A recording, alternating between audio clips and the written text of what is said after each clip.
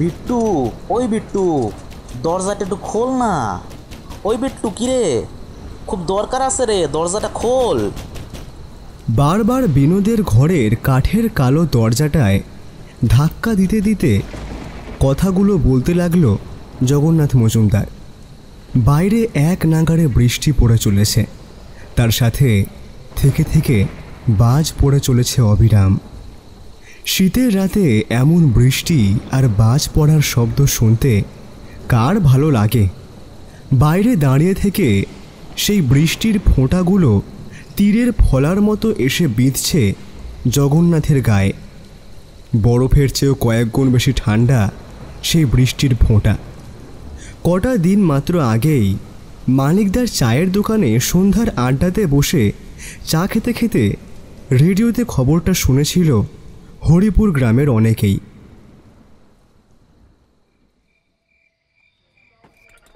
Radio থেকে যান্ত্রিক আওয়াজ করে একটা পুরুষ কণ্ঠ বলছিল, আগামী এক সপ্তাহ বঙ্গোপসাগরে সৃষ্টি হওয়া ঘূর্ণাবর্তের জন্য সমস্ত বাংলা জুড়ে হবে ভারী বর্ষণ ও নিম্নচাপ। উপকূলবর্তী সমস্ত জেলাগুলোতে জারি করা হয়েছে কমলা সতর্কতা। এই আজকের খবরটা শুনলে বিশাল বড় ঝড় আসতে চলেছে, কিন্তু না কাল সকালবেলায় বাজার করে আনবো। জানি না কতক্ষণ বৃষ্টি হবে। হ্যাঁ হ্যাঁ, ঠিক বলেছিস। কাকা, কাল দোকান খুলবে নাকি? শুনলে তো খবরে কি বলছে? ও খবরে তো অনেক কিছুই বলে, সব শুনলে কি চলে? দোকান তো খুলতে হবে রে বাবু, না তো পেট চলবে কেমনে? কমলা সতর্কতা জারি করেছে, তার মানে তো ভালোই বৃষ্টি হবে। হ্যাঁ, ঠিকই বলেছেন কাকু। কাল আমিও ভাবছি ছুটি নিয়ে নেব, অফিসে জ্বরের অজুহাত দিয়ে গাড়িতে থেকে যাব। বউকে বলবো খিচুড়ি বানাতে, খিচুড়ি আলুর দম দারুণ জমে যাবে একেবারে। পারলে আপনিও চলে আসবেন। না বাবা, আমি তো বাড়িতেই থাকবো। বৃষ্টি হবে, তার উপর ঝড় বইতে পারে। বিট্টু, ওই বিট্টু, দরজাটা একটু খোল না। বিট্টু, ওই বিট্টু। কি আর করা যাবে, প্রকৃতি নিজের খেয়াল মতোই চলে। সবাই তাই সময় মতো ফসল কেটে পরিমাণ মতো বাজার করে রেখেছিল আগে থেকেই।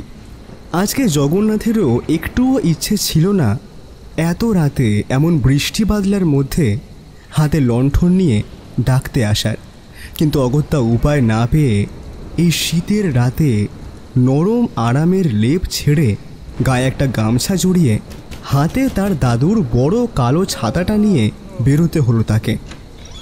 আর একবার দরজা ধাক্কাতেই এক চোখ ভর্তি ঘুম নিয়ে বাইরে বেরিয়ে এলো বিনোদ, ওরফে বিট্টু। বিনোদ বলে এই হরিপুর গ্রামে তাকে কেউ চেনেই না। ছোট থেকেই সকলের কাছে বিট্টু নামে এসে পরিচিত। একটা লম্বা হাই টেনে হাতের লণ্ঠনটাকে আরও সামনের দিকে উঁচু করে তুলে বিট্টু দেখল তার সামনে দাঁড়িয়ে রয়েছে তারই বন্ধু জগন্নাথ। জগন্নাথের চোখে ঘুম নেই, মুখটা থমথমে, বড় বড় চোখগুলো লণ্ঠনের হলুদ আলোতে কেমন যেন অদ্ভুত লাগছিল। মুখে অল্প দাড়ি, গোঁফ, তার মাঝে টিকালো নাক, পরনে ধুতি আর গায়ে কালো রঙের একটা শালের ওপর গামছা জড়ানো, হাতে একটা বড় ছাতা, সেটার পাশ থেকে জল গড়াচ্ছে। ঘুম জড়ানো গলায় বিট্টু বলল, কিরে, এত রাতে গায়ে এমন গামছা টামছা জড়িয়ে ডাকছিস কেন জোরে জোরে? কি হয়েছে? আরে একেবারে ঘুমিয়ে গেছিলি নাকি? উফ, শীতে হাত পা অবশ হয়ে গেল। দাঁড়া, তার আগে ভিতরে যাই। বাইরে পুরো ভিজে গেলাম বৃষ্টিতে। বাপরে বাপ, যেমন ঠান্ডা, তার মধ্যে কি বৃষ্টি পড়ে চলেছে 3 দিন হলো, আর ভালো লাগে না। চটপট তৈরি হয়ে নে, তুই আর দেরি করিস না বিট্টু। গায়ে একটা গামছা জড়িয়ে একটা ছাতা আর লণ্ঠন নিয়ে বেরিয়ে পড়। আরে কি হয়েছে সেটা তো বলবি। এত রাতে এমনভাবে, মানে কি কোনো দুঃসংবাদ নাকি? সাংঘাতিক কাণ্ড হয়েছে রে। চায়ের দোকানের মানিকদার বউ, মানে আমাদের বিতা বৌদি মারা গেছে। নমস্কার, হন্টেড অডিও স্টেশনে আপনাদের স্বাগতম। আজ আপনারা শুনবেন লেখিকা সুদেষ্ণা ঘোষের কলমে হাড় হিম করা একটি গল্প, ঝড় বাদলের রাতে। আজকের গল্প পাঠে রয়েছে প্রীতম এবং গল্পের সূত্রধার আমি মানব। গল্পটি যদি আপনাদের ভালো লেগে থাকে তাহলে গল্পটি বিষয়ক আপনাদের মূল্যবান মতামত জানান কমেন্ট সেকশনে, এবং লাইক, শেয়ার ও সাবস্ক্রাইব করে অতি অবশ্যই বেল নোটিফিকেশনটি অন করে রাখবেন, যাতে আপনি আমাদের চ্যানেলের নিত্য নতুন আপডেট পেতে পারেন। আরও নিত্য নতুন গল্পের জন্য কমেন্ট সেকশনে গিয়ে সুপার থ্যাঙ্কসও পাঠাতে পারেন, কিংবা মেম্বার হিসেবে জয়েন করতে পারেন। শুরু হচ্ছে আমাদের আজকের গল্প, ঝড় বাদলের রাতে।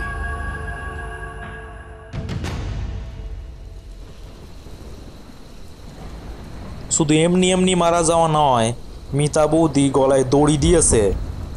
বিট্টুর বুকের ভিতরটা কেমন যেন কেঁপে উঠল অজানা ভয়ে। মিতা বৌদি গলায় দড়ি দিয়েছে, কথাটা বিশ্বাস করতে যেন কোথাও একটা বাঁধছে তার। যে মিতা বৌদির হাতের চা আর গরম গরম বেগুনি ভাজা দিয়ে তাদের প্রত্যেকের সন্ধে চায়ের আসর বসত মানিকদার চায়ের দোকানে, সেই মিতা বৌদি গলায় দড়ি দিল কোন কারণে? এমনিতে মিতা বৌদিকে কখনোই অসুখী বলে মনে হয়নি, কখনো তাকে কেউ হাসি মুখে ছাড়া দেখেনি। একমাত্র মেয়ে টিয়াকে নিয়ে সারা দিন সে ব্যস্তই থাকত। টিয়া সদ্য বছর 3 টিয়ার ঝুঁটি বাঁধা মুখটা সামনে ভাসতেই বুকের ভেতরটায় একটা চিনচিন করে উঠল। কিরে বিট্টু, বসে বসে কি ভাবছিস? জানি খবরটা সত্যিকারে শোনার মতো নয়। মিতা বৌদি যে কাণ্ড করে বসবে, কিন্তু বেশি দেরি করলে হবে না রে। ওদিকে সবাই মানিকদার বাড়ির সামনে জড়ো হয়েছে, শ্মশানে মরা নিয়ে যাওয়া হবে। আমাকে তো বাবলু দাসে খবর দিল, আমি তাই বাড়ি থেকে বেরিয়েই তোকে ডাকতে এলাম। আজকে রাতেই শ্মশানে নিয়ে যাওয়া হবে? মানে বলছিলাম যে আজকে তো ভীষণ বৃষ্টি হচ্ছে, আর তার মধ্যে প্রায় রাত 12টার কাছাকাছি সময়ও হয়ে গেছে। এত রাতে এই ঝড় বৃষ্টির মধ্যে অপঘাতে মৃত্যুর মরা নিয়ে যাওয়াটা কি ঠিক হবে ভাই? সে কথা অবশ্যই অনেকে বলেছিল, কিন্তু মানিকদার কথা মতন মরা নাকি রাত পোহালে বাসি হয়ে যাবে, তখন নাকি অনেক সমস্যা। সে যাই হোক, তুই তাড়াতাড়ি তৈরি হয়ে নে। খুব অল্প সময়ের মধ্যেই তৈরি হয়ে নিল বিট্টু। তারপর মোটা একটা শাল চাপিয়ে মাথার উপর গামছা বেঁধে এক হাতে লণ্ঠন আর এক হাতে একটা বড় শিক ভাঙা ছাতা নিয়ে বেরিয়ে পড়ল। প্রত্যেকবার এক পা করে হাঁটার সঙ্গে সঙ্গে জল ছিটকাতে লাগলো এদিক ওদিক। হরিপুর গ্রামের কাঁচা রাস্তার প্যাচপ্যাচে কাদা, তার মধ্যে সম্পূর্ণ নিশুতি রাতে কারুর বাড়ির সামনে কোনো মশালের আলো অবধি জ্বলছে না। জগন্নাথ আর বিট্টুর পথ চলতে চলতে জল কাটার আর কয়েকবার বজ্রপাতের শব্দ ছাড়া আর কোনো শব্দই কানে এসে পৌঁছাচ্ছিল না। এই জগন্নাথ, পুরনো পাড়ার শ্মশানঘাটটার রাস্তাটা গায়ের লোকে তো বলে খুব একটা ভালো রাস্তা নয়, মানে অনেকে নাকি অনেক ভয় টয় কিছু। তুই কি পাগল হয়ে গেলি নাকি বিট্টু? নাকি রাতের বেলায় কাঁচা ঘুমে উঠেছিস বলে এমন ভুলভাল বকছিস? ওসব ভূত বলে যদি কিছু হতো তাহলে অনেক কিছুই হতো পৃথিবীতে। তাছাড়া আমরা সবাই মিলে থাকবো, তোর ভয় পাওয়ার কোনো দরকার নেই। কে কে যাবি শ্মশানে?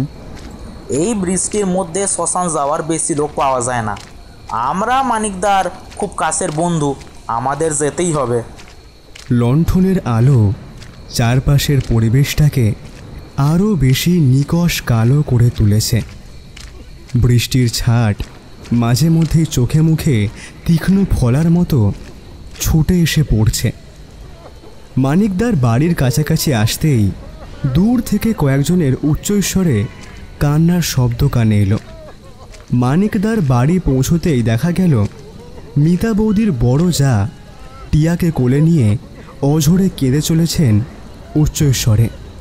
কেবল একটা লণ্ঠন রাখা আছে কুপিতে, তারই হালকা আবছা হলুদ আলোতে দেখা যাচ্ছে মাটির দালানের ওপর চোখ বুজে শুয়ে রয়েছে মিতা বৌদি। ঘাড়টা গলা থেকে অনেকটাই নিচের দিকে ঝুলে আছে। ঠোঁটের পাশ দিয়ে বেরিয়ে রয়েছে রক্ত। চোখটা কেমন যেন ঠিকরে বেরিয়ে আসে বাইরের দিকে। মুখটা যন্ত্রণায় কেমন যেন একটা বিকৃত হয়ে গিয়েছে। কি বীভৎস! বিট্টু আর তাকাতে পারল না, চোখটা সরিয়ে নিল সেই দিক থেকে। জগন্নাথ মানিকদার কাঁধের ওপর হাত রেখে বলল, মানিকদা, একটু ধৈর্য ধরো।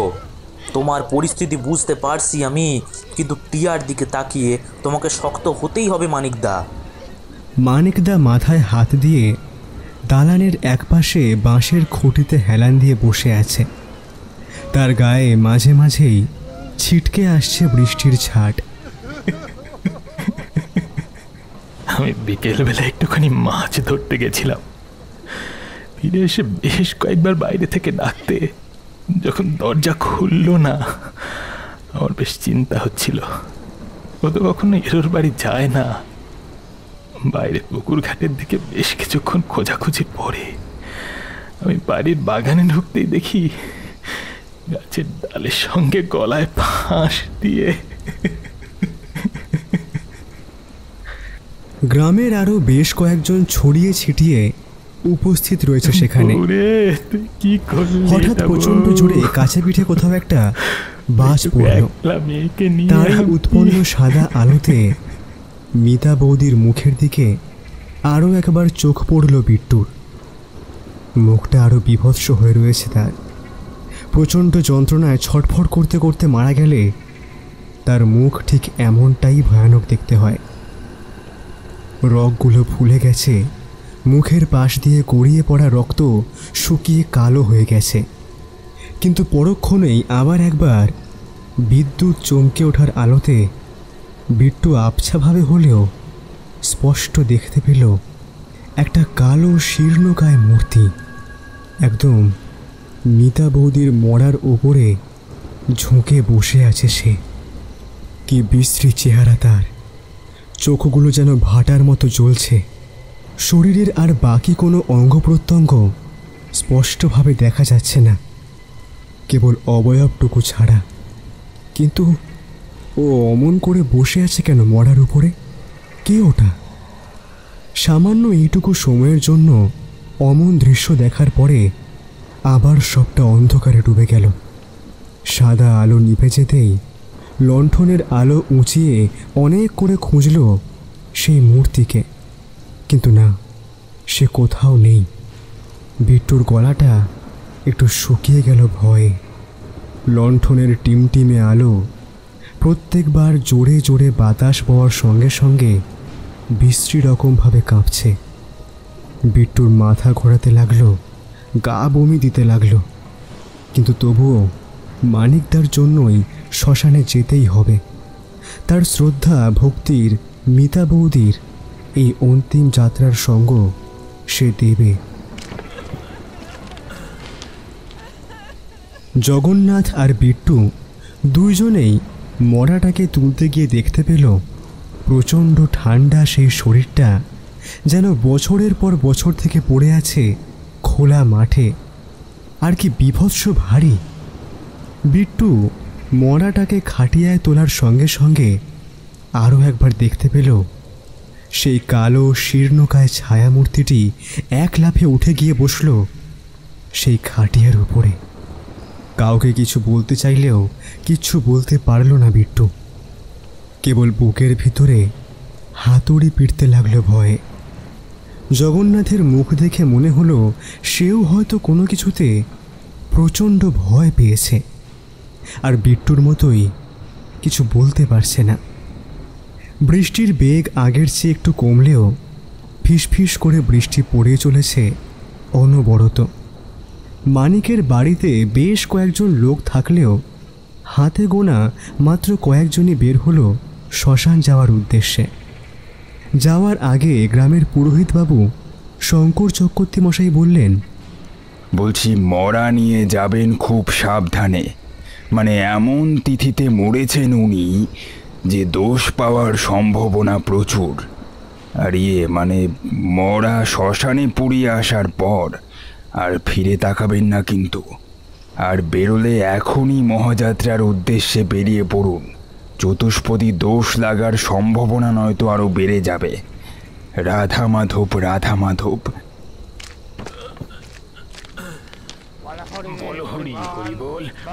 মরার খাট, ফুলমালা এইসব নিয়ে যখন সকলে মিলে রওনা দিল, তখন রাত প্রায় 1:30 থেকে 2টোর কাছাকাছি।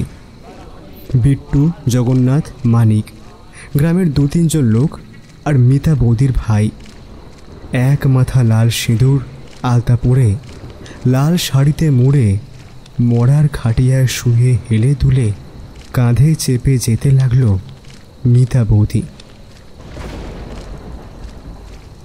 কয়েক মিনিট পথ চলতেই বৃষ্টি একেবারে থেমে গেল আর বইতে শুরু করলো দমকা উত্তরে ঠান্ডা হাওয়া। মেরুদণ্ডের শেষ হাড়টা অবধিও কেঁপে গেল সেই কনকনানি ঠান্ডাতে। সামনে 3 জন হাঁটছে হাতে লণ্ঠন নিয়ে, তার পিছু পিছু কাঁধে মড়া নিয়ে ওরা 4 জন। সামনে মানিকবাবু আর মিতা বৌদির ভাই, আর পিছনে বিট্টু আর জগন্নাথ কাঁধে মড়াটা তুলে। সামনের বাকিরা আলো দেখিয়ে নিয়ে যাচ্ছে। তবে প্রত্যেকবার কনকনানির বাতাসের দোলায় একেবারে নিভে যাচ্ছে সেই লণ্ঠনের আলো। এভাবেই জলা পথের মধ্যে দিয়ে ছপ ছপ শব্দ করতে করতে পথ চলতে লাগলো সবাই। বিট্টু আর জগন্নাথ বারবার একে অপরের দিকে তাকাচ্ছে ভয়ে ভয়ে। পরক্ষণেই আবার তাদের চোখের ভুল ভেবে সান্ত্বনা দিচ্ছে দুজনেই। তবে বিট্টুর আগাগোড়ায় ভয়টা একটু বেশি। তার ওপর তখন সে স্পষ্ট দেখতে পেয়েছে কালো শীর্ণকায় ছায়ামূর্তিটি ঠিক এই মরার খাটের উপর উঠে বসেছিল তখন। বউ রে, তুই কি করলি এটা বউ? ওইটুকু একটা মেয়েকে নিয়ে একা আমি। পথ চলতে চলতে মানিকদা মাঝে মাঝেই ডুকরে ডুকরে কেঁদে উঠছে। এভাবে ওরা নিঃশব্দে আরও বেশ খানিকটা পথ এগিয়ে গেল শ্মশানের দিকে। পরিবেশ যে এতটা নিস্তব্ধ হতে পারে তা ওরা কেউই ভাবতে পারছিল না। নিজের শ্বাস প্রশ্বাসের শব্দই যেন কানে আসছিল সকলের বারবার করে। একটা দমচাপা ভয়ের জন্যই অমন শীতের রাতেও নাকের ওপর বিন্দু বিন্দু ঘাম জেগে উঠেছিল বিট্টুর। উফ, আর সত্যি পারছি না। কি কি কি কি যেন একটা নড়লো না? হঠাৎ মাঝপথে থেমে কাঁপা কাঁপা কণ্ঠে বলল জগন্নাথ। বিট্টুও টের পেয়েছে সামান্য নড়াচড়ার শব্দ খাটিয়ার উপর থেকে। কই, আমি তো কিছু বুঝতে পারলাম না। কি বা নড়বে? হয়তো জোরে বাতাস দিয়েছে। চল চল, পা চালা। এত রাতে না হলে কোনো ডোমই মরা পড়াবে না, সে বড্ড ঝামেলা হয়ে যাবে। না গো, সত্যি মানিকদা ও চরণদা, তুমি বলো না, টের পেয়েছিলে কিছু? চরণ সামন্ত মিতা বৌদির ভাই। তার বয়স আমাদের থেকে হয়তো বছর 2-এর বেশি হবে। তারও মুখে একটা ভয়ের ছাপ স্পষ্ট। তা আমি কিছু অবশ্য টের পাইনি, কিন্তু আমার মনে হচ্ছে যেন কেউ পিছন থেকে আমাদের ওপর নজর রাখছে। সামনে থাকা গ্রামের লোকজন বলল, হ্যাঁ হ্যাঁ, ওদের সকলেরই দেখা উচিত। আগে কি হয়েছে? সে যা হচ্ছে হোক, তুই মরা নিয়ে এমন দুর্যোগের রাতে রাস্তার মোড়ে বেশিক্ষণ দাঁড়িয়ে থাকিস নে। অল্প বয়সে মরা, তার উপর বাড়িতে ছোট মেয়ে রেখে মরেছে। সুখে থাকতে কেন যে গলায় দড়ি দিল বউটা। এক বছর 60-এর বৃদ্ধ বলল কথাগুলো। ওরা আর বেশিক্ষণ রাস্তার মধ্যে দাঁড়িয়ে না থেকে চলতে শুরু করলো আবার একই তালে।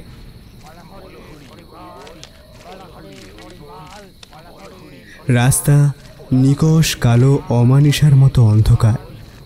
নিজের হাত পা শরীর কিছুই দেখা যাচ্ছে না। মাঝে মাঝে গাছের পাতায় ঘষা লেগে সৃষ্টি হওয়া বাতাস দাঁতে দাঁত লাগিয়ে দেওয়ার মতো পরিস্থিতি সৃষ্টি করছে। একেতেই রাতে ঘুম হয়নি, তার উপর এমন পরিস্থিতি। হাত দুটো যন্ত্রণায় ফেটে যাচ্ছিল বিট্টুর, কিন্তু তবুও সে চুপ করে পথ চলতে লাগলো। কিন্তু কিছুটা পথ চলার পরেই তার মনে হতে লাগলো মরার খাটটা যেন একটু একটু করে ভারী হতে শুরু করেছে। ভারী হতে হতে আর অল্প কিছু সময়ের ভিতরে এমন একটা পর্যায়ে চলে গেল মরার খাটিয়াটা আর বহন করা গেল না। তখনই দাঁড়িয়ে পড়ে বিট্টু বলল, উফ, আর সত্যি পারছি না। সময়ের সাথে সাথে যেন ওপরের মৃতদেহ ধীরে ধীরে ভারী হয়ে যাচ্ছে। বিট্টু বাকিদের দিকে তাকিয়ে বুঝতে পারল তাদের সকলেরই তারই মতো একই অবস্থা। মানিকদার মুখটাও ভয়ে থমথমে হয়ে শুকিয়ে গিয়েছে। সম্ভবত সে নিজেও হয়তো এই ঘটনাও অনুভব করতে পেরেছে এবার। মিতা বৌদির ভাই চরণ কাঁপতে কাঁপতে বলল যে কিছু একটা অনুভব করে সে মারাত্মক ভয় পেয়েছে এবং সেটা স্পষ্ট বোঝাও যাচ্ছে।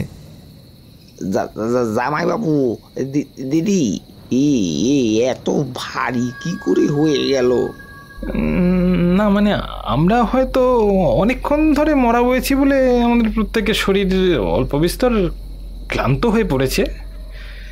তারপর সারাদিন খাটাখাটনির পর রাতে ঘুমটাও হয়নি, একটু দাঁড়াতে হবে কোথাও। না না, ভুল করে হলেও তোমরা এই কাজটা করো না মানিকদা। বলা হয় মৃত মানুষকে একা ফেলে রাখলেই তাকে নাকি ডান হতে ধরে।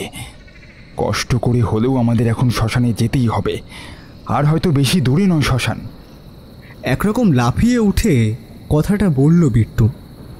স্যার, মৃতদেহ এমন ভারী হয়ে যাচ্ছে কেন, সেটা কি একবার দেখবে না? গ্রামের যে বাকি লোকজন শ্মশানে যাওয়ার জন্য সামনে এগিয়ে যাচ্ছিল তারা প্রত্যেকেই বলে উঠল, হ্যাঁ হ্যাঁ, আমাদের সকলেরই দেখা উচিত। সবাই একে অপরের মুখের দিকে একবার করে তাকিয়ে নিল। প্রত্যেকের মুখেই ভয়ের ছাপ স্পষ্ট।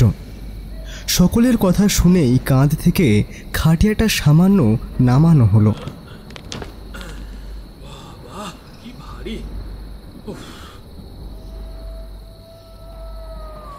কোত্থেকে অন্ধকারের বুক চিরে একদল শিয়াল ডেকে উঠল হুক্কা হুয়া শব্দে। প্রচণ্ড ভারী শবদেহর খাটিয়াটি সামান্য নিচের দিকে নামাতেই লণ্ঠনের হলুদ আলোতে যা দেখা গেল তা দেখার পরে উপস্থিত সকলের বুকের রক্ত হিম হয়ে গেল।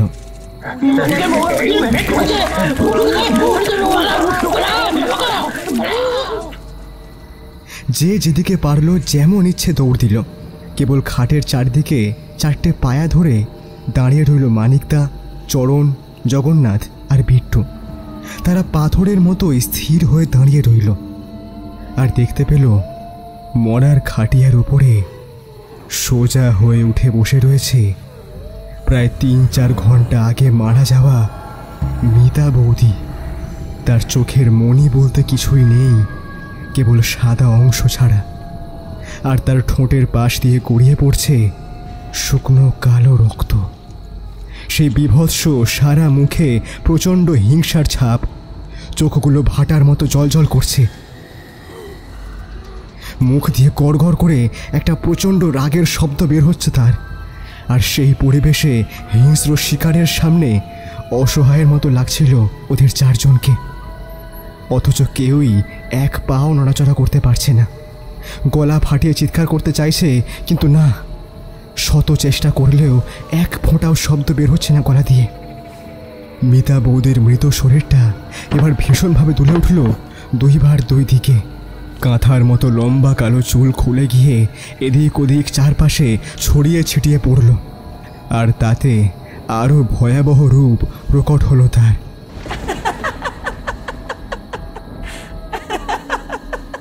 শুরু হলো সমস্ত বন বাদার কাঁপিয়ে অট্টহাসি। কি সাংঘাতিক সে অট্টহাসি! ওরা যেখানে দাঁড়িয়েছিল তার থেকে দূর দূরান্ত অবধিও কোনো জনমানবের চিহ্ন নেই। সমস্ত প্রান্তর নিশুতি মরার মতো শীতল, কেবল বয়ে চলেছে ঠান্ডা বাতাসের হলকা। দূরে খেজুরের পাতায় খসখসে শব্দ, আর শিরীষ বট অশ্বত্থের পাতায় বাতাস লেগে একটা মিহি ভয়ের শব্দ ভেসে ভেসে আসছে চারিদিক থেকে। মিতা, তুমি?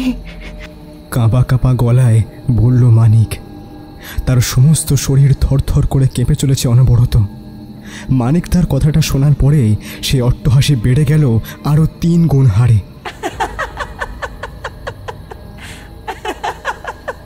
আকাশ বাতাস জুড়ে কেবল সেই অট্টহাসি। কি করবে তা কিছুই ভেবে উঠতে পারছে না কেউ। মিতা বৌদির মৃতদেহটি আবার আগের মতোই মাথা দোলাতে দোলাতে বলল, প্রচন্ড কষ্ট, ও দম আটকে আসছিল আমার, শ্বাস নেওয়ার জন্য ছটপট করছিলাম, কিন্তু পারছিলাম না। চোখ মুখ অন্ধকার হয়ে গিয়েছিল। ও মাথায় কি যন্ত্রণা, সারা শরীর ছিঁড়ে যাচ্ছে আমার। কষ্ট, ছাড়বো না, কাউকে ছাড়বো না, আমি কাউকে ছাড়বো না। কি কষ্ট দিলি তুই আমায়।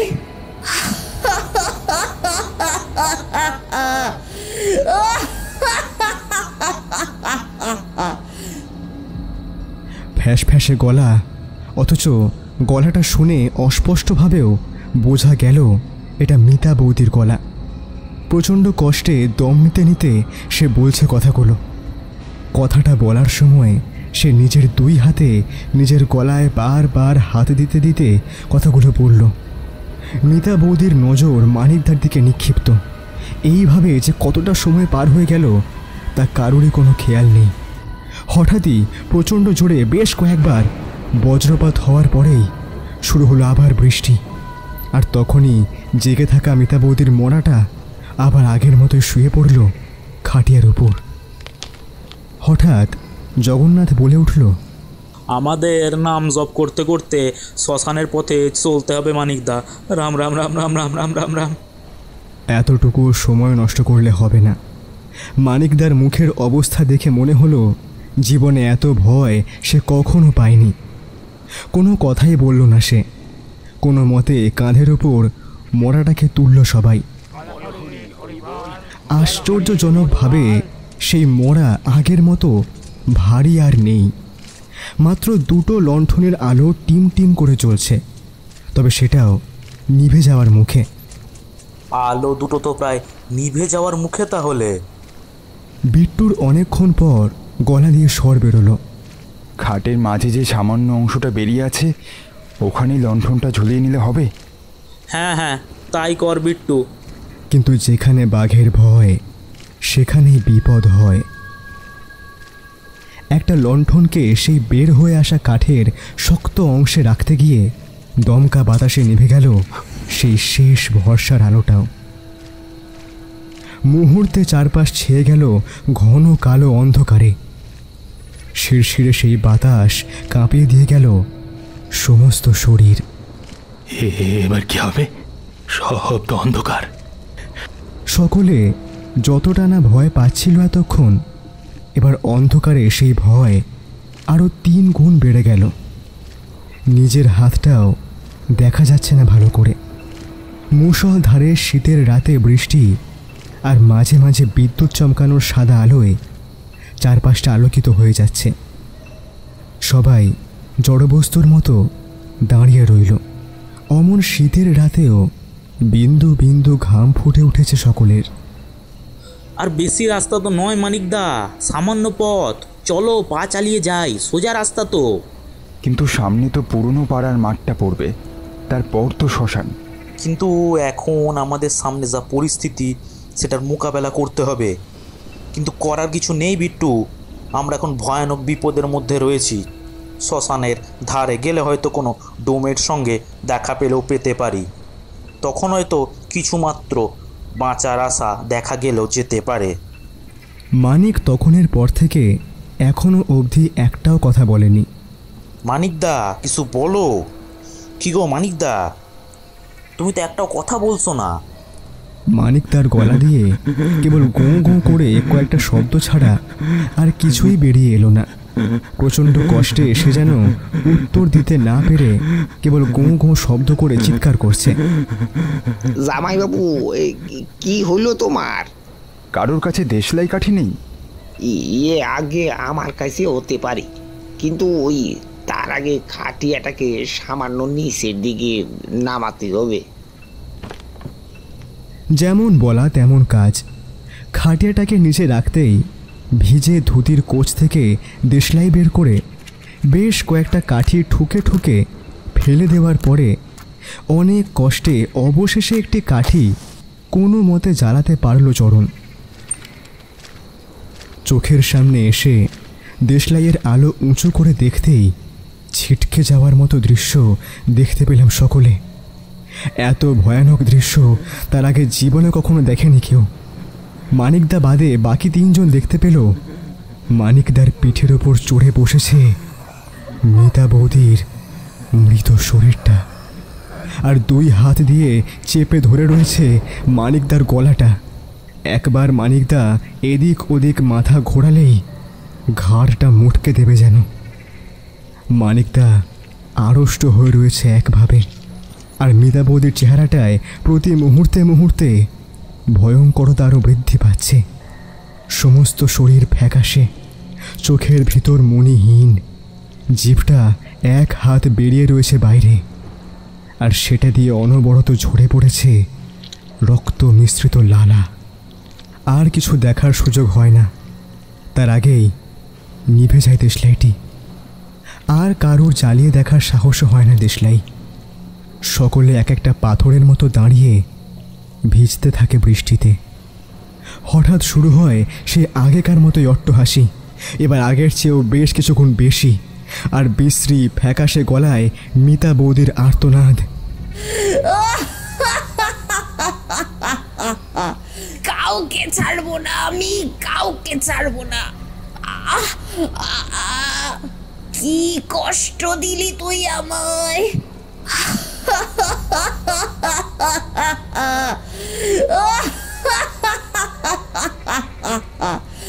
রক্ত রক্ত রক্ত।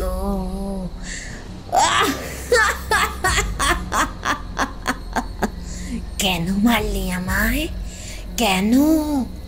আমার বাপের টাকা পেলি না বলে? আমায় ক্ষমা করে দাও তুমি মিতা, আমি বড় ভুল করে ফেলেছি। কাঁপা কাঁপা কণ্ঠে বলতে লাগলো মানিক। উপস্থিত চরণ, বিট্টু আর জগন্নাথ তিনজনেই যেন আকাশ থেকে পড়ল কথাটা শুনে। এমন ভয়ের মধ্যেও কেমন কৌতূহল জন্মালো। ক্ষমা? তোকে ক্ষমা?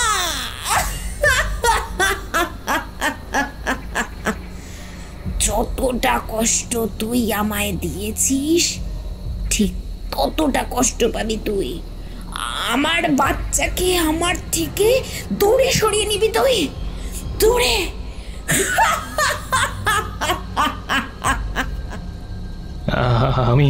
আমি তোর পায়ে পড়ছি মিতা, আমি তোমার মেয়েকে খুব যত্নে রাখবো।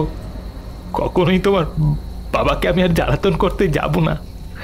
আমাকে তুমি ছেড়ে দাও, ছেড়ে দাও মিতা, দয়া করো আমার উপর। এইটুকু কথা বলে হঠাৎ যেন সমস্ত পরিবেশে আবার আগের মতোই নিস্তব্ধ নিশুতি আকার ধারণ করল। কেবল বৃষ্টির ফিসফিসে শব্দ আর গাছের পাতার খসখসে শব্দ ছাড়া আর কিছুই শোনা যায় না। এমনকি নিজেদের নিঃশ্বাসটা অবধিও শোনা যাচ্ছে না। এমন করে যে কতক্ষণ কাটল কারোর হিসেব নেই। বিট্টু কখন যেন কাঁপা কাঁপা হাতে আরও একবার জ্বালিয়ে ফেলল দেশলাই, আর তাতেই দেখা গেল মাত্র কয়েক পা এগোলেই শ্মশান। মানিক পুরনো পাড়ার মাঠের ওপরে ভিজে মাটি জল কাদার ওপরে বসে রয়েছে, কিন্তু তার ঘাড়ে এতক্ষণ চেপে বসে থাকা সে প্রেতাত্মা এখন আর নেই। ভয়ে ভয়ে দেশলাইটা উঁচু করে মরার খাটিয়ার দিকে আর চোখে তাকিয়ে নিল বিট্টু। সেখানে একইভাবে শুয়ে রয়েছে মিতা বৌদির সদ্য লাশ। মানিকদা ওঠো, আর কয়েক পা এগুলোই শ্মশান, ওখানে মাথা গোজার মতো জায়গা নিশ্চয়ই রয়েছে। চরণ মানিককে টেনে তুলে দিল। মানিকদাকে দেখে মনে হচ্ছে তার এক পা চলার ক্ষমতাও অবধি নেই, কিন্তু চারজন ছাড়া মরার খাট কোনোভাবেই ধরা যাবে না। তাই খুব ধীর গতিতে কোনো মতে এক পা করে সেই অন্ধকারের রাস্তায় চলতে থাকলো অপঘাতে মৃত মিতা বৌদির লাশটা নিয়ে, যেই লাশটাকে দানয় ধরেছে, যেই লাশ মৃত্যুর সময় দোষ পেয়েছে। চারজনের কারোরই মনে হচ্ছে না তারা জীবন্ত অবস্থায় বাড়ি অবধি ফিরতে পারবে বলে। অন্ধকারের রাস্তায় হঠাৎ করে আবার কতগুলো শেয়াল ডেকে ওঠায় সকলের বুকের ভিতরটা আবারও কেঁপে উঠল ভয়েতে। শ্মশানের কাছাকাছি আসতেই দূর থেকে কয়েকটা আলোর রেখা দেখতেই সকলের বুকে সামান্য হলেও জোর এলো। একরকম তাড়াহুড়ো করেই মরাটাকে নিয়ে যেতে গিয়ে শক্ত মতো কিছু একটা ধাক্কা খেয়ে ছিটকে পড়ে গেল বিট্টু। একটা আর্ত চিৎকার সমস্ত শ্মশানের নিস্তব্ধতাকে ভেঙে চুড়ে খান খান করে দিল। থুতনির কাজটা বেশ খানিকটা ছড়ে গেল ওর, আর হাঁটুতেও বেশ জোরে লাগলো। আর ছিটকে পড়ে যাওয়াতে মরার খাটটা একদিকে হেলে গিয়ে ধপ করে ভারী কিছু একটা মাটিতে পড়ার শব্দ হলো।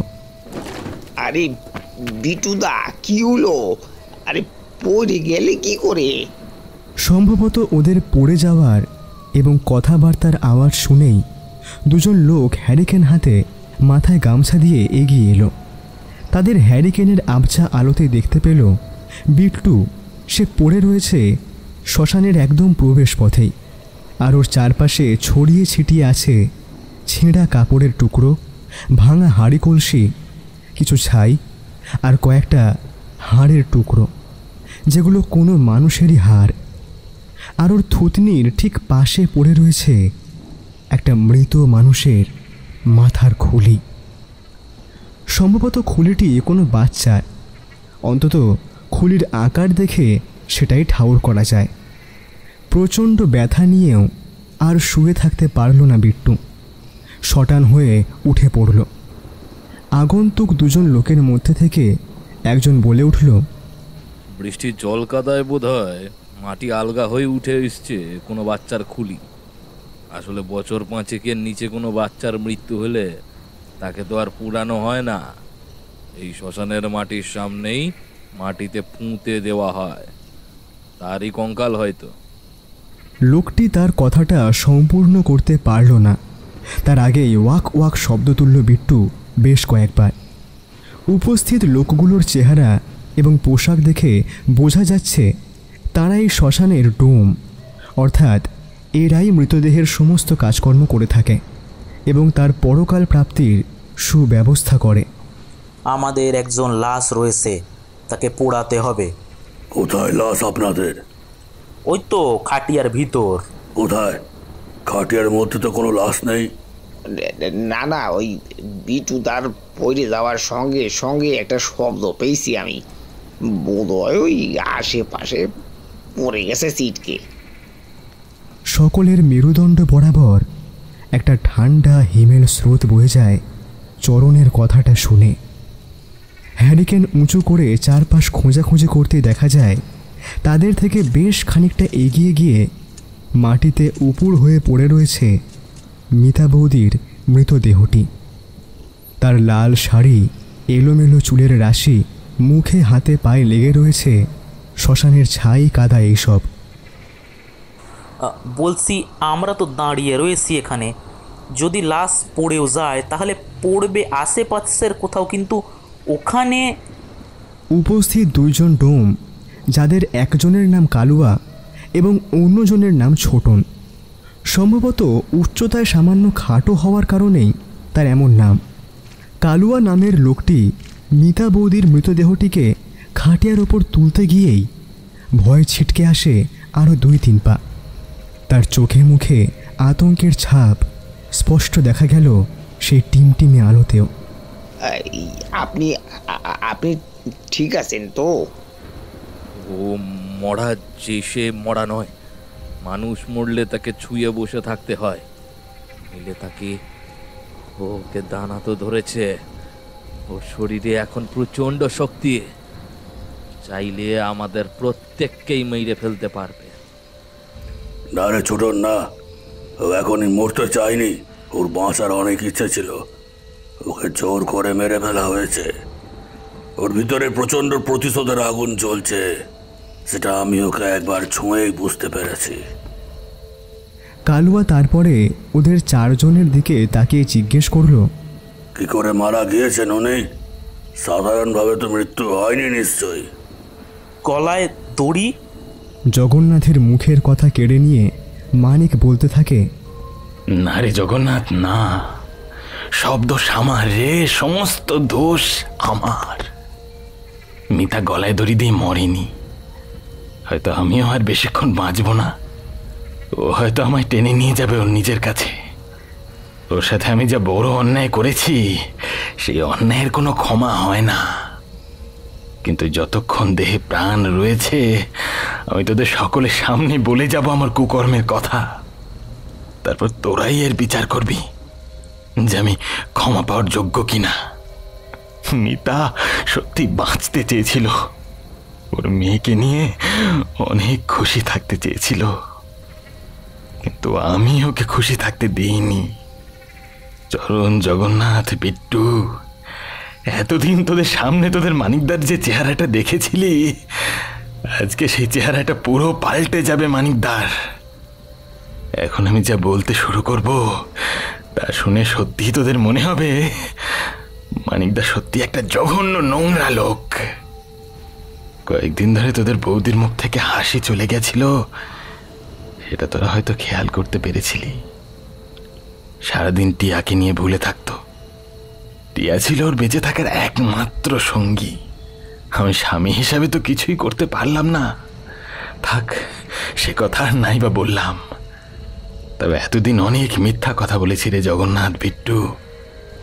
চরণ হয়তো কিছুটা জানে, কিছুটা হয়তো আন্দাজ করতে পেরেছে, কিন্তু কিছু বলতে পারছে না, হয়তো ভয়ে কিংবা কষ্টে। কি চরণ, তাই তো? চরণের গলাটা সামান্য কেঁপে উঠল, তবে সেটা ভয় নয়, প্রচণ্ড কষ্টে কান্না করার সময় ঠিক যেমন জোর করে কান্না চেপে রাখলে গলা দিয়ে যেরকম স্বর বের হয়, ঠিক সেইভাবেই। আসলে মিতা দিদি আমার একমাত্র দিদি ছিল। আমাদের চারজন ভাই আর একজন দিদি, সবার খুব আদরের ছিল। তবে আমি দিদিকে দেখে বুঝতাম দিদি ভালো নেই। কিন্তু এই সমাজে বিবাহিত মেয়ে তার বাপের ঘরে গিয়ে থাকলে সমাজে অনেক কথা হয়। কেউ দেখে না মেয়েটি কি অবস্থায় আছে, বেঁচে আছে কি মরে আছে, কিন্তু আঙ্গুল তুলে কথা বলতে কেউ ছাড়ে না। দুই পরিবারের কথা মাথায় রেখে দিদি বহু কষ্ট সহ্য করেছিল, সেটা আমি জানতাম কেবল। কিন্তু দিদিকে কেন গলায় দড়ি দিতে হলো সেটা জানি না। হয়তো কষ্টটা সহ্য করতে না পেরিয়েই। আমি ভীষণ লোভী, এতটাই লোভী যে লোভের জন্য মানুষকে খুন করতে দুবার ভাবিনি। অন্য মানুষ নয়, নিজের সব থেকে কাছের মানুষটাকে খুন করে দিলাম লোভের জন্য। মিতা গলায় দড়ি দেয়নি, আমি খুন করেছি মিতাকে। তারপর বাইরে গাছের ডালের সঙ্গে দড়ি দিয়ে ফাঁস করে ঝুলিয়ে দিয়েছি। কথাটা শুনে উপস্থিত সকলের পায়ের তলা থেকে যেন মাটি সরে গেল। কারুর যেন এই কথাটা হজমই হলো না, তাদের সকলের প্রিয় মানিকদা যে এমন কাজ করতে পারে। বিয়ের প্রথম বেশ ভালোই চলছিল, কিন্তু হঠাৎ করে আমার জমি জমাগুলো সব মামলার দায়ে বাজেয়াপ্ত হলো। অসুস্থ মায়ের পিছনে বেশ কতগুলো টাকা খরচ হয়ে গেল। এত টাকা ঢালার পরেও মা আর সুস্থ হলো না। সেই সময় থেকে আর্থিক টানাটানিও চলতে থাকে খুব। দুটো খাওয়া পড়ার মতো দোকান থেকে যা আসে তা হয়তো হয়, কিন্তু মনের শখ মেটে না। আসলে অজান্তে যে কখন মনের মধ্যে এত লোভ ঢুকে গেছে তা আমি নিজেও জানি না। টিয়া হওয়ার পর থেকে এই লোভের পরিমাণ আরো বেশি বাড়তে থাকে। আমার শ্বশুর বাড়ির মানে টিয়ার মামার বাড়িতে টিয়ার মামা এবং ওর দাদুদের অনেক টাকা ছিল। ওদের প্রচুর জমি জমা সম্পত্তি, পুকুর, বাগান, কোনো কিছুর অভাব নেই। মাস গেলে মোটা অঙ্কের পয়সা আসে প্রত্যেকের হাতে। সেই পয়সার লোভ যখন বাড়তে থাকে তখন মানুষ হিংস্র পশুর মতো হয়ে যায়। আর সেটাই হলো আমার সঙ্গেও। পয়সা উপায়ের আর কোনো মাধ্যম না পেয়ে আমি তখন মিতাকে পাঠাই ওর বাপের বাড়িতে টাকা আনার জন্যে। সেদিন রাতে মিতাকে বলি, মিতা তুমি তো সবই জানো আমার এখন কি অবস্থা যাচ্ছে। জমি জমা হারিয়ে যাওয়ার পর তো অবস্থা একেবারেই খারাপ। তার উপর মায়ের শরীর খারাপের জন্য বেশ কতগুলো টাকা বেরিয়ে গেল। সবই তো জানি, কিন্তু কি করব বলো? আমি জানি না তুমি কথাটা ঠিক কিভাবে নেবে, কিন্তু আমি বলতে বাধ্য হচ্ছি মিতা, আমার অবস্থা এখন একেবারেই শোচনীয়।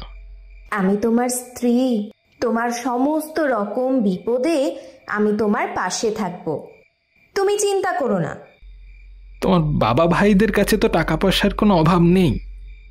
আমার এই বিপদের সময় তুমি তাদের কাছ থেকে যদি কয়েকটা টাকা এনে আমায় ধার দাও, তাহলে বাড়িটার দোকানটার একটু মেরামত করতে পারি। তারপরে আমাদের টিয়ার ভবিষ্যৎ রয়েছে। কথাটা ঠিক ভালোভাবে মিতা নিয়েছিল কিনা জানি না, তবে পরের দিন সারাটা সময় মুখটা গম্ভীর করেছিল।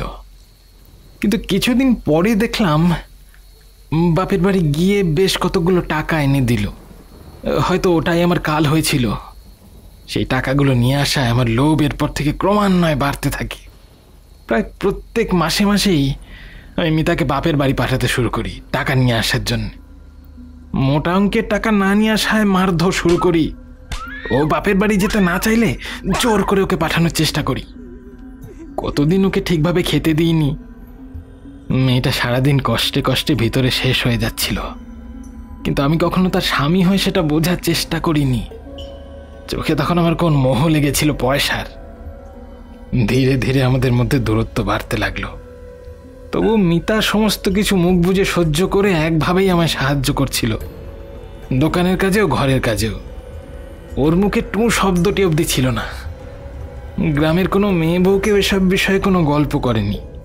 সকলের সঙ্গে হাসি মুখে কথা বলেছে। ওকে দেখে কেউ বুঝতে পারত না ওর ভেতর এত দুঃখ, এমন ঝড় চলছে। দীর্ঘদিন আমি মিতার কোনো খোঁজ খবর নিইনি, কেবল ওর বাপের বাড়ি থেকে টাকা পয়সার হিসেব নেওয়া ছাড়া। ওর টাকা আনার পরিমাণ মাঝে মাঝে কমে যেতে লাগলো। হয়তো ওর বাবার পক্ষে আর দেওয়া সম্ভব হচ্ছিল না, কিংবা হয়তো ওর দ্বিধায় লাগছিল বিষয়টা, তাই ও হয়তো সেরকম চাইতেও পারতো না। আমি জানি না কেন এমন করে চলে যায় আরো একটা বছর। ধীরে ধীরে মিতাকে আমি শুধুমাত্র টাকা আনার যন্ত্র হিসেবে দেখতে থাকি। ওর সঙ্গে আমার সম্পর্ক কেবল টাকা আনা দেওয়া। ওর শরীর যে শুকিয়ে যাচ্ছিল সেটা আমার নজরে আসেনি। ওর চোখের জল শুকিয়ে কেবল শুকনো গিরিখাত হয়ে গেছিল, তাও আমার মনে আসেনি। সপ্তাহখানিক ধরে মিতাও কেমন যেন বদলে যেতে লাগলো। প্রচণ্ড মারলেও মুখ ফুটে একটা টু শব্দ করতো না। হয়তো অভ্যাস হয়ে গিয়েছিল। এক সপ্তাহ ধরে আমি ওকে ক্রমাগত টাকা আনার জন্য মারধর করতে থাকি, কিন্তু ও একবারের জন্য বাপের বাড়ি যায় না। সারাদিন কেমন যেন একটা ঘোরের মধ্যে থাকে। একমাত্র টিয়ার সঙ্গে ছাড়া আর কারো সঙ্গে তেমনভাবে কথাও বলে না। আসল ঘটনাটা ঘটে আজকে দুপুর বেলায়। এই শীতের দিনে একভাবে বৃষ্টি হওয়ার জন্য গ্রামে একটা লোকও বাড়ির বাইরে পা রাখেনি সারাদিন। আর এই সুযোগে আজকে সকাল থেকে আমি মিতার উপর ক্রমাগত চাপ আর মারধর করে যাচ্ছিলাম টাকা আনার জন্য। অবশেষে মাথার উপর চড়ে যায় প্রচণ্ড রাগ। মিতার চুলের মুঠি ধরে ওকে উঠোনের ইটের উপর দিয়ে টানতে টানতে নিয়ে যাই। বাগানে গিয়ে মুখ গলা চেপে ধরে থাকি। রাগের ঠেলায় তখন আমি হিংস্র পশু হয়ে গেছি। এই পাশবিক আঘাত আর সহ্য করতে পারেনি মিতা। শেষে দম বন্ধ হয়ে ওখানেই শেষ হয়ে যায় সে। আর তখনই আমার মনের মধ্যে শুভ বুদ্ধির উদয় হয়। নিজের অজান্তে যে কত বড় ভুল করে ফেলেছি এখন বুঝতে পারছি। হায় ভগবান! তখন ভাবলাম, এই অবস্থায় মিতাকে দেখলে লোকজন সবার আগে আমাকে সন্দেহ করতে পারে। এই ভেবে একটা বুদ্ধি খাটাই, যাতে সাপও মরে লাঠিও ভাঙে না। আমার ভাগ্য আমার সহায় ছিল, কারণ হরিপুর গ্রামের একটা লোকও আজ বাইরে ছিল না। কাজেই কারো চোখে পড়ার কথাই নেই যে আজকে আমার ঘরের মধ্যে কি হচ্ছে। আমি দৌড়ে গিয়ে ঘর থেকে একটা মোটা দড়ি নিয়ে এসে বাইরের বাগানের একটা গাছের সঙ্গে দড়ির ফাঁস লাগিয়ে মিতাকে উপরে তুলে ঝুলিয়ে দিই। তারপর ভালো করে হাত মুখ ধুয়ে সাধারণ মানুষের মতো ঘরে এসে দরজায় খিল তুলে শুয়ে থাকি আমার মেয়ে টিয়ার পাশে। অবুঝ নিষ্পাপ টিয়া চোখ বুজে পরম নিশ্চিন্তে ঘুমিয়েছিল। ওর ধারণাই নেই ওর জানোয়ার বাবা ঠিক কত বড় পাপ করল ওর মায়ের সঙ্গে। শুয়ে শুয়ে ভাবলাম ঠিক কিভাবে অভিনয়টা আমাকে নিখুঁতভাবে করতে হবে। একটু রাত হলেই ঘর থেকে বেরিয়ে বাগানের কাছে এসেই চিৎকার কান্নাকাটি জুড়ে দিলাম, যাতে আশেপাশের লোক সেই কান্নার আওয়াজ শুনে ছুটে আসে আর মিতাকে অমন অবস্থায় দেখতে পায়। আমি ঠিক যেভাবে ভেবেছিলাম ঠিক সেইভাবেই প্রত্যেকটা কাজ হলো। আমার চিৎকার আর কান্নাকাটি শব্দ শুনে গ্রামের কয়েকজন লোক ছুটে এলো সঙ্গে সঙ্গে। এরপর একজন একজন করে ছড়িয়ে গেল পুরো গ্রামে খবরটা। তারপর তো এত দূর বলে মানিক থামল। তারপর ঢোকে গিলে কান্না মিশ্রিত গলায় বলল, মিতা আমাকে খুব ভালোবাসত, বিশ্বাস করত। তাই প্রথমবার আমার চালাকি বুঝতে না পেরে ও ভালো মনেই চলে গেছিল ওর বাপের বাড়ি টাকা আনতে। কিন্তু আমার লোভ দিনকে দিন এমনভাবে বেড়ে যাওয়ার পরে আমি একটা অমানুষ হয়ে যাব, সেটা মিতা কখনোই ভাবতে পারেনি। এমনকি আমি যখন মিতাকে দুই হাতে ওর গলার শ্বাসনালী চেপে ধরেছিলাম, তখন ওর চোখ দুটোর মধ্যে কেমন একটা বিশ্বাস ভেঙে যাওয়ার মতো আকুতি ছিল। তোরা সবাই আমায় ক্ষমা করে দিস। আমি হয়তো আর বেশিক্ষণ বাঁচব না, কারণ পাপ বাপকেও ছাড়ে না। আর আমি তো কোনো সাধারণ পাপ করিনি, আমি আমার স্ত্রীকে হত্যা করেছি। এই পাপ মহাপাপ। মিতার আত্মা আমার আশেপাশেই রয়েছে, আমি টের পাচ্ছি। আর ওর প্রতিশোধের জ্বলন্ত আগুনের হলকাও আমি টের পাচ্ছি। সমস্ত বিষয়টা শুনে সবাই বাক্যহারা। আশেপাশে কেমন হাড় হিম করা এক নিস্তব্ধতা বিরাজ করছে। মনে হচ্ছে যেন পৃথিবীর বুক থেকে সম্পূর্ণ আলাদা একটা জায়গা। 6 জন জীবিত প্রাণী ছাড়া আশেপাশে আর কোনো সাড়া শব্দ নেই। খানিকক্ষণ পর সাহস করে মিতা বৌদির মাটিতে পড়ে থাকা লাশটিকে আবার খাটিয়াতে তুলে সাদা কাপড় দিয়ে মুড়ে দেওয়া হয়েছে। বৃষ্টির বেগ এখন প্রায় অনেকটাই কম, তবে মাঝে মাঝে শীতের এমন শিরশিরে বাতাসে দাঁতে দাঁত লেগে যাওয়ার উপক্রম হয়েছে। বিট্টু গিয়ে মানিকদার কলার ধরে বলল, মানিকদা তুমি এমন করতে পারলে মিতা বৌদির সাথে? তোমার একটুকুও বাঁধলো না? মিতা বৌদি আমাদের সকলের দিদির মতো ছিল। বিট্টুর 2 চোখের পাশ দিয়ে হড়হড় করে জল গড়িয়ে পড়ছে নিজের অজান্তেই। চরণ বলল, আমি বুঝতে পারতাম বিষয়টা। আমার বাবাও খুব চাপা কষ্টে রয়েছে, কিন্তু দিদি শুধুমাত্র তোমার বদনাম হবে বলে একটা কথাও আমাদের এসে বলেনি। আমাদের বলতো আমার দিদির নাকি ভীষণ শরীর খারাপ, সেই জন্য প্রচুর টাকা পয়সা লাগবে। কিন্তু বিশ্বাস করো, কখনো তোমার নাম একবারের জন্য বাপের বাড়িতে এসে উচ্চারণ করেনি আমার দিদিটা। এমন একজন দেবীর মতন মানুষকে তুমি মেরে দিলে জামাইবাবু। সেই সময় তাদের কথার মাঝেই কালুয়া বলে ওঠে, আর সময় নষ্ট করা যাবে না। মরা এমনিতেই দোষ পেয়েছে, তার উপরে অপঘাতে মরা মানে খুন। শিগগিরই আপনারা শ্মশানের ভিতরে আসুন। আমরা কাঠ সাজিয়ে চিতা তৈরি করে রাখছি। ছোটন, তুই ওদেরকে নিয়ে আয় ভিতরের দিকে। ছোট ডোমের নির্দেশে ওরা চারজনে খাটিয়া কাঁধে নিয়ে এসে পড়ে শ্মশানের ভিতর। একটা মাংস পচা চামড়া পোড়া গন্ধ ছেয়ে রয়েছে পুরো শ্মশানের চারপাশটায়। কয়েকটা চিতাও সাজিয়ে রাখা হয়েছে আশেপাশে। সম্ভবত আজকে সন্ধ্যের দিকেও কোনো মরা হয়তো পোড়ানো হয়েছিল এখানে। কিছুটা এগিয়ে একটা ছোট মাচা মতো ঘরে নিয়ে গিয়ে কালুয়াডোম বলল, বলছে এইখানে মরা চুয়ে বসুন, আর ঘি গঙ্গা জল এসব লাগবে, এগুলো আমাদের কাছে আছে। তবে খুব সাবধান, আমরা বাইরে থেকে দরজা বন্ধ করে দিয়ে যাব, যাতে করে মৃতদেহ বাইরে বেরোতে পারবে না। খুব সাবধানে আপনারা ঘরের মধ্যে থাকবেন। এটা কখনো চাইবে না যে তার চিতা সাজানো হোক বা তার শরীরটাকে পুড়িয়ে ফেলা হোক। আসলে সাধের শরীর পুড়িয়ে ফেলতে সকলেরই কষ্ট হয়। একটু এদিক ওদিক হলে কিন্তু বিপদ বাড়তে পারে, আর তাহলে কিন্তু আপনাদের চারজনের পক্ষে কোনোভাবেই সম্ভব না এমন মৃতদেহকে আটকে রাখা।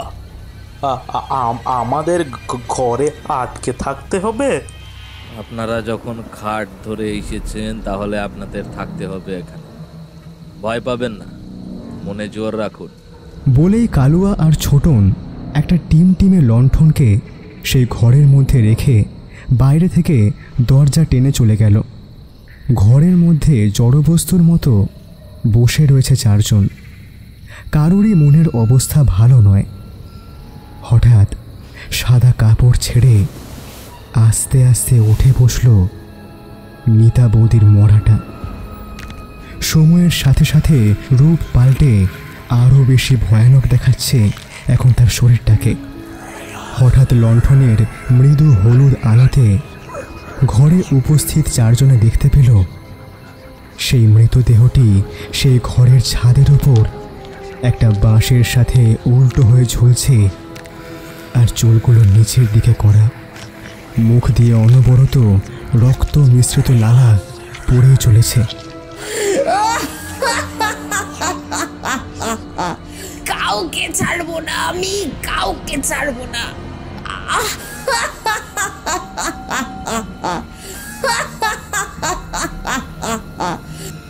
আর তার সাথে বিভৎস অট্টহাসি, চিৎকার আর গড়গড় শব্দ। মুহূর্তে ঘরের মধ্যে প্রলয়কাণ্ড ঘটে চলল। সমস্ত জিনিস যেন উল্টে পাল্টে যাবে। ঘর জুড়ে যেন মহাতাণ্ডব চলছে। মরার খাটিয়াটা ছিটকে গিয়ে পড়ল দেওয়ালের এক প্রান্তে। ঘরের একদিকে বেশ কয়েকটা ছেঁড়া কাপড় আর ভাঙাচোরা মাটির হাঁড়ি কলসি স্তূপাকারে রাখা ছিল। সেইগুলো সেই প্রচণ্ড ঝড়ের প্রভাবে সমস্ত ঘর জুড়ে ছড়িয়ে গেল। বাঁশের একটা খুঁটি কোনো রকমে ধরে নিজেদেরকে সামনে রাখছিল ওরা। কতক্ষণ যে এই পরিস্থিতি চলেছে তার হিসেব নেই। হঠাৎ করেই যেমনভাবে ঝড়টা শুরু হয়েছিল ঠিক সেইভাবেই ঝড়টা এক লহমায় থেমে গেল। আর মিতা বৌদির মৃত শরীরটা উল্টো হয়ে মাথা নিচের দিকে করে আর পা উল্টো দিকে করে মাটির সাথে ছুঁয়ে চার হাতে পায়ে মাকড়সার মতো করে এগিয়ে আসতে থাকলো মানিকদার দিকে। মানিকদা সাবধান, পালিয়ে যাও, এদিকে এসো না। কিন্তু মানিকের কানে যেন কোনো কথাই যাচ্ছে না। সে ঠিক যেইভাবে বসেছিল সেইভাবেই বসে রইল ঠায়। জগন্নাথ, বিট্টু এমনকি চরণ পর্যন্ত চিৎকার করে বলতে লাগলো মানিকদাকে। কিন্তু মানিকের মুখ থেকে মনে হচ্ছিল না সে আর কোনো ভয় পাচ্ছে বলে। মিতা বৌদির মাকড়সার মতো চার হাতে পায়ে ভর দিয়ে সেই চেহারা আর মাত্র 5 হাত দূরে রয়েছে মানিকের। সমস্ত ঘর জুড়ে ওই ঠান্ডা রাতেও একটা থমথমে ভাব বিরাজ করছে। বাইরের শিরশিরে ঠান্ডা বাতাস ঘরে ঢুকে একভাবে কাঁপিয়ে যাচ্ছে সেই লণ্ঠনের শিখাটাকে। তাতেই দেওয়ালের এক প্রান্তে মানিকদার ছায়া পড়লেও মিতা বৌদির কোনো ছায়াই পড়ছে না। 5, 4, 3, 2, 1 প্রচণ্ড হিংস্রতার সঙ্গে চিৎকার করতে করতে মিতা বৌদি তার লম্বা লম্বা কালো নখগুলো ধারালো অস্ত্রের মতো মানিকদার গলার কণ্ঠনালীকে লক্ষ্য করে ঢুকিয়ে দিল সেটা। আর নিজের লালা ঝরা মুখের ভিতরে অবস্থিত দুটো লম্বা ধারালো তীক্ষ্ণ দাঁত বসিয়ে দিল মানিকদার ঘাড়ের পিছনে। দুইবার মাংস খুঁড়ে নেওয়ার শব্দের সঙ্গে মানিকদার আর্তচিৎকারে ভরে গেল চারপাশটা। উষ্ণ ধারালো গরম রক্তের ধারা বইতে লাগলো সেই ঘর জুড়ে। ধপাস করে মানিকদার নিথর শরীরটা পড়ে গেল মেঝেতে। আর ঠিক তখনই দরজা খুলে কালুয়াডম বলল, যতবারই কাঠের চিতা তৈরি করতে চাইছি ততবারই যেন কোনো অদৃশ্য শক্তি এসে সেই চিতা নষ্ট করে দিচ্ছে বারবার করে। মৃতদেহটাকে ধরে বেঁধে নিয়ে যেতে হবে চিতায়, না হলে আর কোনো উপায় পাচ্ছি না। কোথায় সেই লাশ? সবাই একবার ঘরের চারপাশে তন্ন তন্ন করে খুঁজল। কেবল মানিক তার নিথর শরীরটি পড়ে রয়েছে মেঝেতে, কিন্তু কোথাও মিতা বৌদির সেই মৃতদেহটি নেই। একেবারে চোখের সামনে দিয়ে উধাও হয়ে গেল। এ কি করে সম্ভব? ছোটন ওর পিছন পিছন দৌড়ে এসে আশপাশটা দেখে বলল, তার মৃত শরীর পোড়ানো চাইনি মানে সে এখনো মুক্ত একজন প্রেতাত্মা। এতক্ষণ আপনারা শুনছিলেন ঝড় বাদলের রাতে, লেখিকা সুদেষ্ণা ঘোষ। গল্প পাঠে ছিলেন প্রীতম, জগন্নাথের ভূমিকায় ছিলেন সৌম্যদীপ, বিট্টু ও গ্রামের পুরোহিতের ভূমিকায় দীপ, চরণীর ভূমিকায় ছিলেন অভিষেক, মিতার ভূমিকায় দোয়েল, গাঁয়ের বৃদ্ধর ভূমিকায় ছিলেন সৌম্যদীপ, গাঁয়ের লোক ও সংবাদদাতার ভূমিকায় সৌভিক, ছোটন ডোমের ভূমিকায় ছিলেন সৌরভ রায়, কালুয়া ডোমের ভূমিকায় ছিলেন সৌরভ সাহা এবং গল্পের সূত্রধার ও মানিকের ভূমিকায় ছিলাম আমি মানব। শব্দগ্রহণ এবং আবহে রয়েছেন বিশ্বদীপ। গল্পের direction team haunted audio station, প্রচ্ছদ পিয়ালি। গল্পটি আপনাদের কেমন লাগলো এই বিষয়ে আপনাদের মূল্যবান মতামত জানান কমেন্ট সেকশনে। আর হ্যাঁ, আমাদের কিন্তু আপনারা স্পটিফাইতেও পাবেন। আর নিত্য নতুন আপডেট পেতে আমাদের ফেসবুক পেজটাকে ফলো করতে ভুলবেন না। কিন্তু আপনিও যদি লেখক হন আর গল্প পাঠাতে চান কিংবা দলের সদস্য হতে চান, তাহলে hauntedaudiostation@gmail.com পাঠিয়ে দিন আপনার গল্প কিংবা ভয়েস ফাইল। গল্পের ক্ষেত্রে শব্দ সংখ্যা ন্যূনতম 5000 এবং ভয়েসের ক্ষেত্রে ন্যূনতম 4 মিনিটের ফাইল পাঠাবেন। নিচে অবশ্যই আপনার নাম এবং নম্বর অ্যাটাচ করবেন। সিলেক্ট হলে আপনাদের সঙ্গে যোগাযোগ করে নেওয়া হবে। তাহলে আজকের গল্প এখানেই শেষ হলো।